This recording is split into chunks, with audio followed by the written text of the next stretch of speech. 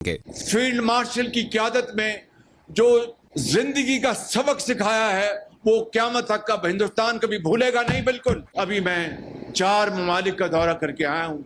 यकीन करें वहाँ पर पाकिस्तान के लिए जो इज्जत और तकरीम के अल्फाज थे मैं आपको बयान नहीं कर सकता। उनके चेहरों से आया था कि वो पाकिस्तान की जीत के ऊपर कितने खुश हैं।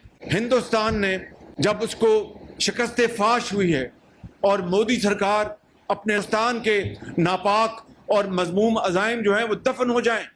हमारा द्यामेर बादशाह डैम है जहाँ पर हम पानी का ज़ख़ीरा कर सकते हैं। मैं एक तश्कील दे देता हूँ और ये कमेटी जो है ये हमारे जो कबायली जो ज़ोमा हैं और चीफ मिनिस्टर साहब हैं, गवर्नर साहब हैं, इनके साथ बैठकर बात करें। जिरगे के हवाले से माहिदीन के साथ बैठेंगे, वज़ीर आला साहब के साथ बैठेंगे, गवर्नर साहब के साथ बैठेंगे और यहाँ पर कोर कमांडर साहब भी हैं, इनके साथ बैठेंगे और बैठ के गुफ्तगू करेंगे और जो भी आपकी सिफारिशात होंगी बेहतरीन मफाद में इंशाअल्लाह उनको हम आगे फिल फॉरवर्ड लेके आएंगे।